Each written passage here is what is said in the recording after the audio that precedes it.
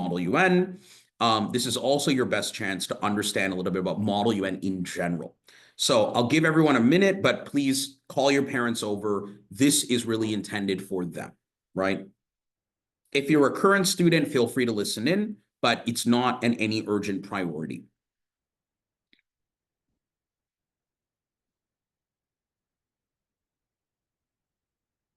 Okay, so we're going to kind of start with just the basics.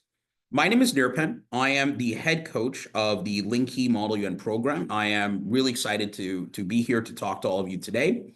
So in Model UN, I have been involved in the Model UN circuit for many years now.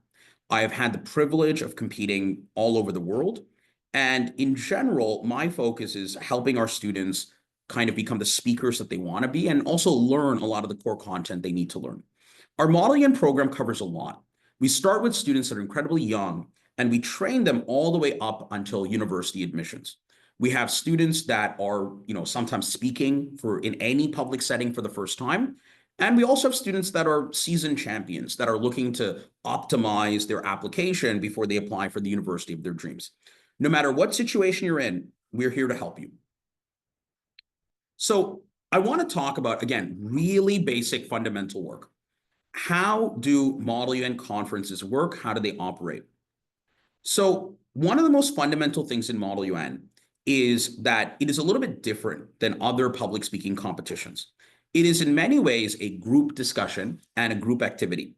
So in Model UN, your job is to try to solve a collective problem that is presented to you. The issue might be something like, for example, healthcare challenges. The issue could be extreme poverty. And your goal is to try to figure out how you can work with other students and solve that issue.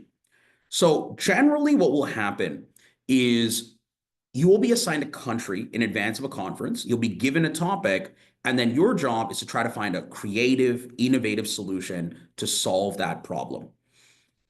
In a Model UN conference, you will do a mix of many different skills. You will do some public speaking, you'll do some negotiation, but you will also have to do some high-level writing and reading as well. So this kind of committee is relatively standard, right? It's like this would be a normal standard general assembly. That's what we call it. And this would be a standard formal debate. This would be the negotiation part of a Model UN conference where students get up out of their chair and they try to talk to other delegates, convincing them of maybe that their solution is the best option available. In a regular Model UN setting, it's straightforward. You're given a topic and you sit down in your chair and you have speakers go one at a time for very quick speeches, about a minute long.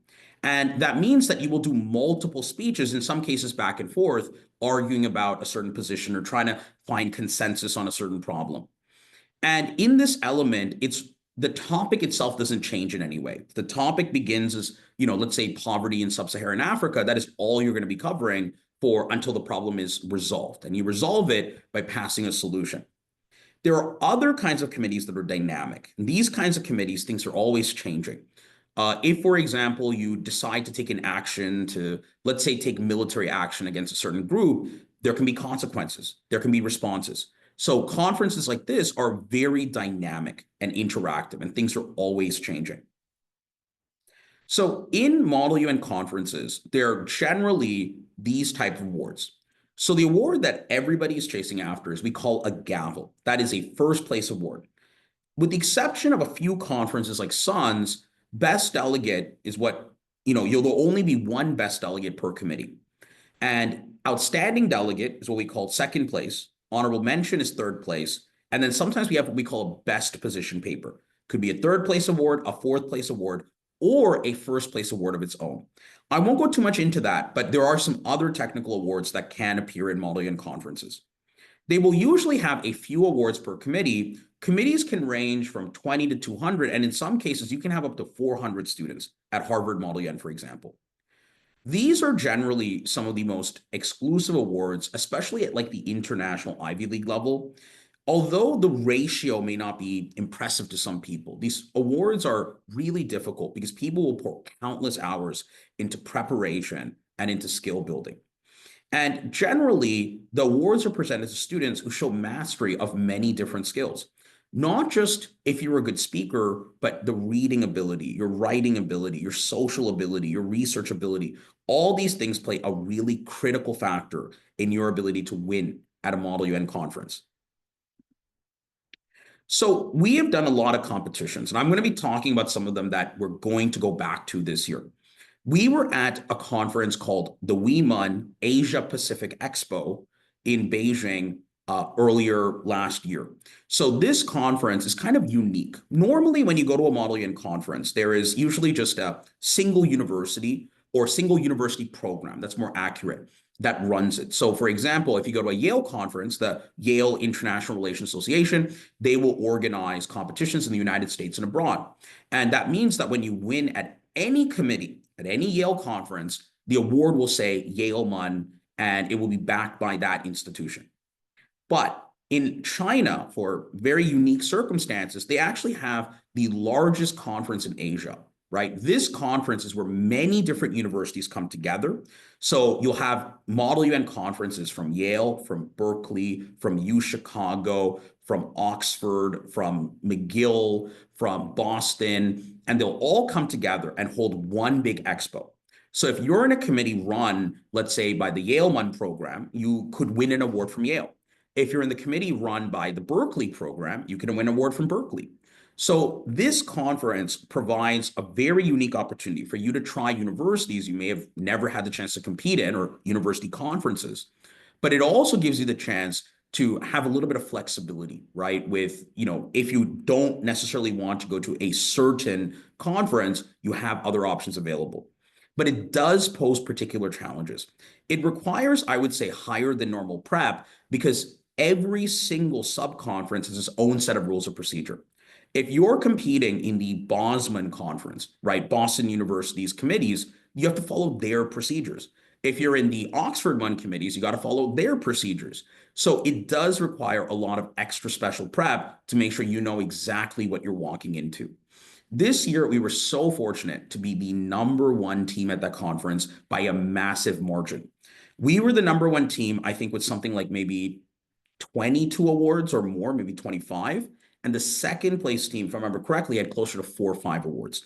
So we're incredibly proud of our students. We're incredibly proud of their achievements. And what we're looking forward to is that the next time we travel there, we want to bring back another championship team, not just for the awards, but the experience, right? This was, for, in many cases, for our students, the first chance they ever had to compete in the Asian circuit. And when you have a chance to compete against people from different backgrounds and different, lived circumstances, you get to see kind of how they look at arguments. You get to see cultural differences in what is, reasonable, what is, different, what is inappropriate, what is appropriate. Those kinds of things you never really get a sense of if you're always competing in places that are culturally similar to yours. So it's one of the coolest things that you can see when you go to WeMUN. We also had the privilege of going to Yale Singapore much earlier last year. We had the chance to compete in a Yale University conference in Singapore. It was their first ever inaugural conference, and I was proud to say we were the championship team by a huge margin. We gabbled in about half of the committees. We only had one student per committee, but we crushed it. So I'm very happy for the Yale Singapore team. We're excited to go back. We want to once again be the #1 delegation at that conference this year, and that is something we're looking forward to. So a lot of the lecture today, I'll be really honest, guys, is if you are a student in our program, I've probably had the chance to talk to you a little bit about which competition is suitable. This is really just for your parents. So your parents have an idea of like how we pick conferences, what is valuable and what is not. So Model UN is unique. It's unique in that you have the ability to travel and compete at what we would call higher level conferences that normally in other sports you have restrictions. If you were doing FIRST robotics, for example, you have to usually win provincial before you go national. If you did, for example, debate, you might have to win at a provincial tournament before you went to a national one. In Model UN, it is far more accessible. That's why these conferences are absolutely massive. But just because you might be able to compete doesn't mean winning is any less easy. In fact, even though there isn't a formal circuit, there is practically an informal bracket. If you're unable to win locally, it's almost near impossible that you would end up winning nationally or internationally. So generally, my philosophy is simple. Whatever local conference or whatever conference you can compete at when you're younger, you take it. You take the most competitive you can because you typically learn a lot more in a few days of a hyper competitive conference than just doing a bunch of local. But there are other considerations. When you compete locally, one of the nicest benefits you get is that you have the ability to get very affordable, very convenient local practice that doesn't completely disrupt your schedule. And it's just a lot more practical in many cases. If you're a student in grade 11 at this point, there's only one priority. You got to focus on where awards are feasible. And I'll be really honest, right? When you have 12 months left, we don't have time for like exploratory skill development. We got to be really calculated and really focused on where our odds are best. Just to be clear, everyone, we never promise anyone awards. It would be lying for any person to guarantee awards or awards outcomes. What we do is just we try to be honest with where we think a student is at, what would need to happen for someone to win at a certain competition in a certain period of time. Some of those conversations happen in person, but I'm trying to maybe give some higher level philosophy and feedback today. And I can also do some one-on-one questions for anyone who needs it at the end. So my recommendation and our program recommendations are really simple. All highly competitive students should try to join an Ivy League competition that we are hosting in the next little while. And I'll talk about those competitions in a moment. Anyone who is a high-level student helping with Oxford, Canada, if you're a senior AD, if you are an ASG, if you're an ACD, and honestly, generally, if you're a junior AD, you should not really be traveling this semester at all. The burden of helping with Oxford, Canada is really heavy. So we want to make sure that the students that are helping with this conference don't burn themselves out. So I want to make that clear from the get-go. And if you're a younger student, level 1 or level 2, you would probably want to join us at Canada International Model UN if you have not attended SUNS this year. SUNS is the McGill conference, by the way. I have another couple recommendations that it's a question we get a lot. Don't do multiple traveling competitions close together. It has happened. It is possible to win, but it is going to completely mentally like drain you. I personally think the safest option is you travel to a big conference once a year. The older you get, maybe once a semester, but you should not be competing year round. Guys, at Linky, we try to offer as many options as possible. So whether you're more comfortable traveling in the spring or the fall or the summer, we will have an option for you. But it doesn't mean we expect you compete 24/7. When you go to a competition, you want to put your heart and soul into it. And you want to kind of debrief everything you can, everything that worked, everything that didn't work, what we can learn from it. That's really important. Generally, if there's any local competition that Linky is not attending, we have no restrictions. We highly encourage you to go.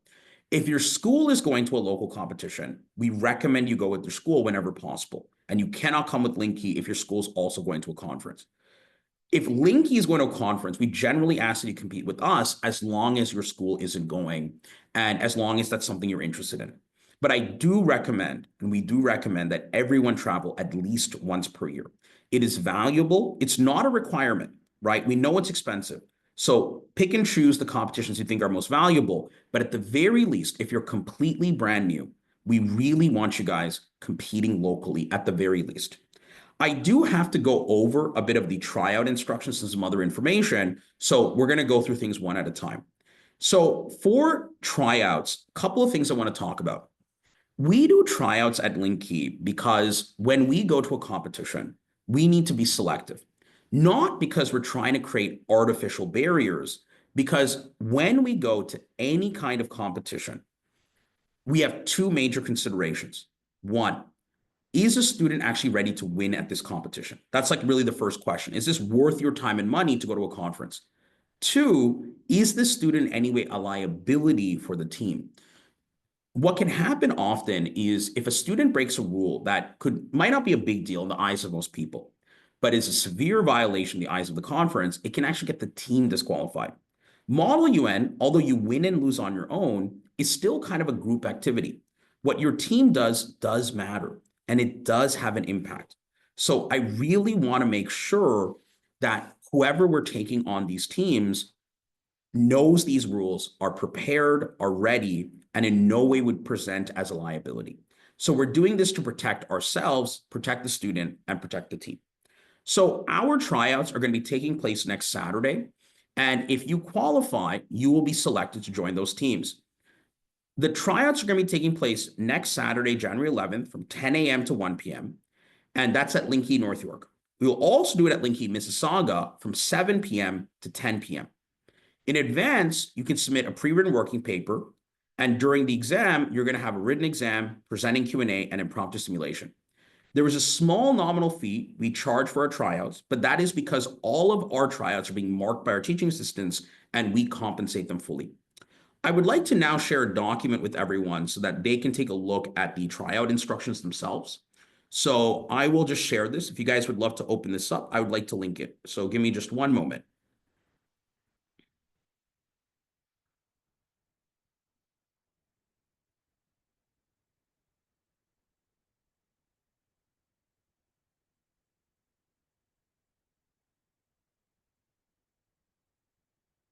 And there is a second document I'd like to share as well.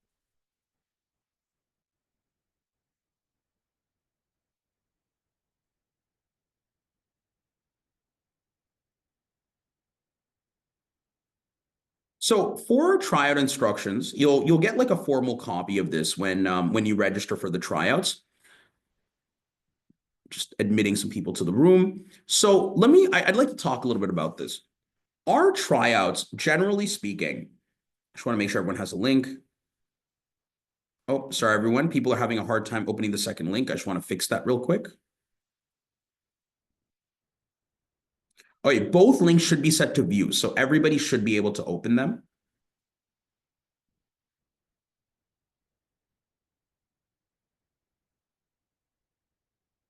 So how our tryouts generally work is in advance, we select a certain number of competitions that we're going to be competing at. This coming year, we'll be competing at Yale, Singapore in March, Canada International Model Year in Vancouver, the Asia Pacific Expo in early August, the one that I talked about, MUN, Harvard, China in late August, and for the first time for us, Harvard, USA next year, January 2026. I will be putting additional requirements that if you would like to attend any Harvard conference, you need to score at least a 75% hard mark on the exam. It's a little different than our normal tryouts. So for our tryouts, these instructions will go over a lot of the specifics that you need to arrive early, be dressed formally. You're not allowed to take multiple tests. And in order to ensure fairness, I can't give you additional information about the exam, but I can explain a little bit about how it operates. So I will write the exam, or my colleague, William Wang, one of our younger coaches, he'll write the exam, and our teaching assistants will mark the exam. Our TAs are all Ivy League champions. And out of our best Ivy League champions, we select the best students to run these, to like essentially judge these tryouts. We do this because we don't want to have any biases I have or the younger coaches have in selecting students. We want to make sure whoever gets selected is objectively the best candidate, especially if you're a student outside of Linky altogether, right? Maybe you're at independent program, maybe you just compete on your own, whatever it might be, we want to give you a fair chance at joining our teams. So our exam essentially has three components: a written test, presenting and Q&A, and a simulation. The written test will generally ask you questions that are fundamental to rules of procedure, but then also some more complicated questions on global treaties, governance, things like that. The second element will make sense to anyone who knows Model UN. In Model UN, you normally write these documents in committee, but just for today, for this kind of practice, students will have the opportunity to submit a draft resolution in advance and get written marked feedback. So for all the parents here, I want to make something really clear to them. This is the most time-consuming part of the exam for us. It takes hours for us to edit these documents, to have our TAs mark them. It is probably the single greatest benefit Linky's Model UN program provides through our tryouts. This is something that if you were normally to pay, let's say me or someone else, would cost an enormous amount of time and money and would just not be worth it.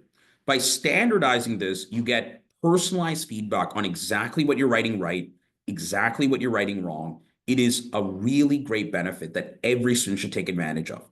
So we will provide like a 2-paragraph explanation of the topic, and then we'll give them instructions on how long it should be, what font you should use, what size of the font, how many clauses you should have. Every detail is listed here.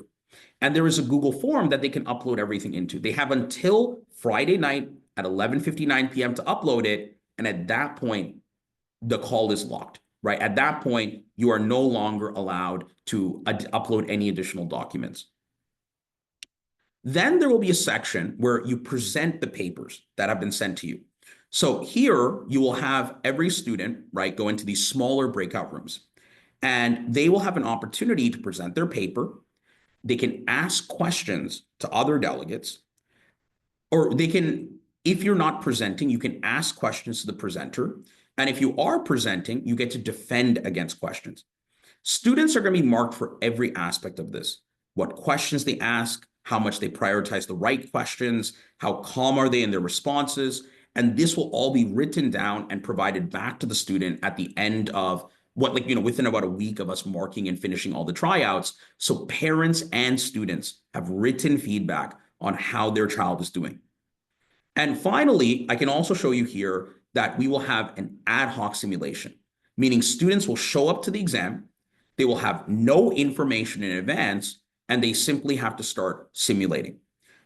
For these impromptu simulations, there's not going to be any secret actions. How it's going to work is we're going to pick an issue in the news. It's going to be between a topic selected yesterday all the way until this coming Friday. We will pick any issue in the news and we will simulate it. Does that make sense? So the idea here is that if you read the news every day, you're very likely to potentially catch what the topic would be. This is something all of our students should be doing anyway, but we want to kind of really incentivize and encourage our students to do it.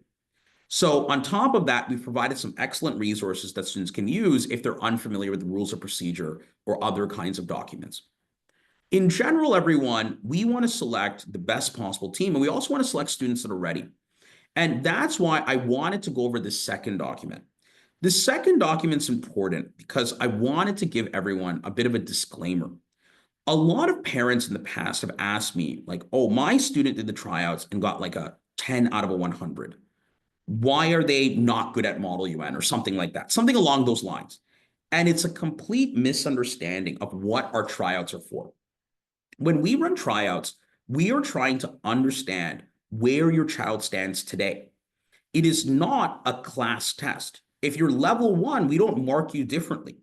If you're a level 1 student, we mark you as if you are competing to try to make the Princeton team or the Harvard team or the Yale team or whatever team it is. So the idea here is we want to show you how far away you are from Ivy League competitive. And if you're level 1, the gap is going to be pretty big, right? You've had literally very little experience in Model UN, but we still recommend you do it.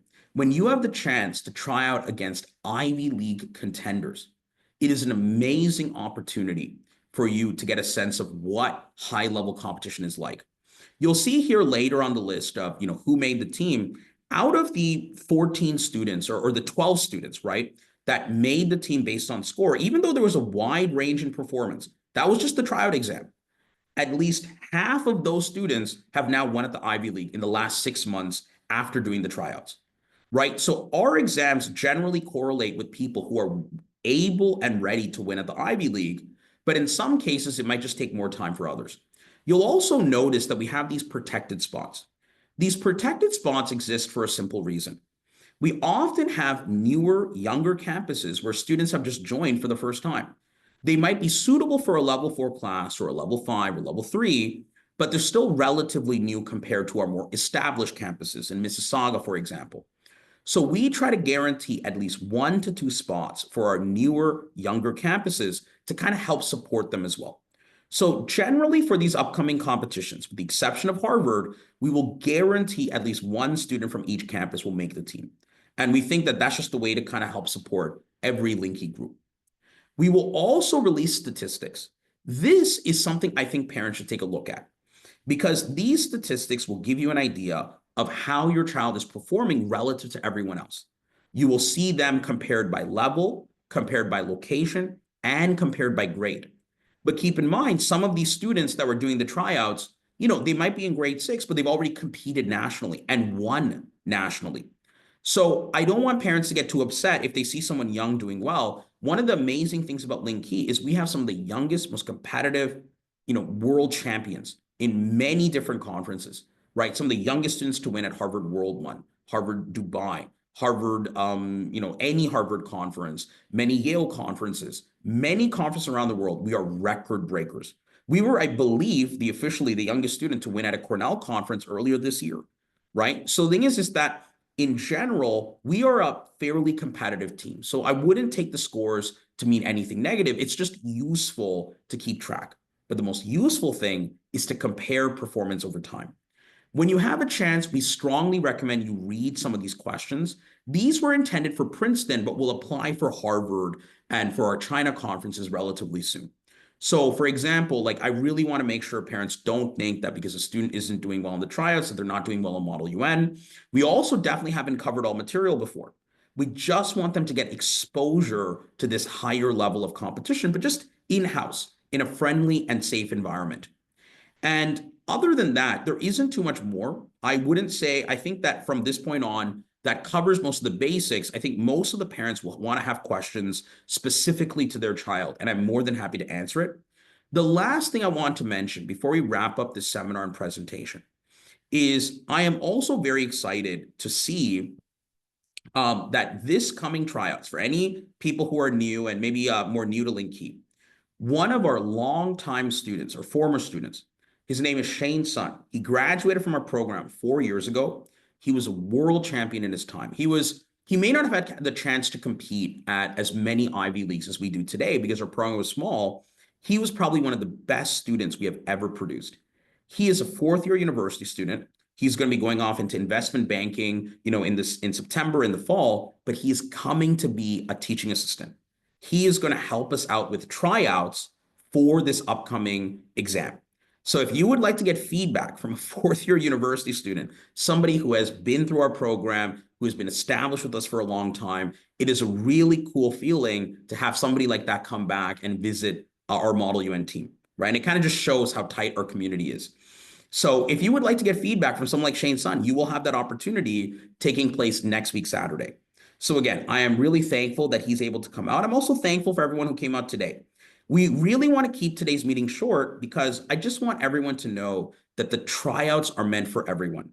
The tryouts will give you an idea of your performance today, and it also gives you an idea of what you need to do in the future, right? If you look at the tryout exam and you say, hey, I was really struggling on speaking skills, we got to work on that. If you really struggled on rules of procedure, we can focus on that. If you really struggled at writing documents, we can focus on that too. But the goal is to make sure we have some objective, neutral, third party marking your exams so we can use that to analyze in class. Other than that, we are really excited for upcoming competitions. We are hoping to select some incredible students for Harvard MUN, to select students for Harvard China, for the Asia Pacific Expo for Vancouver, for Singapore.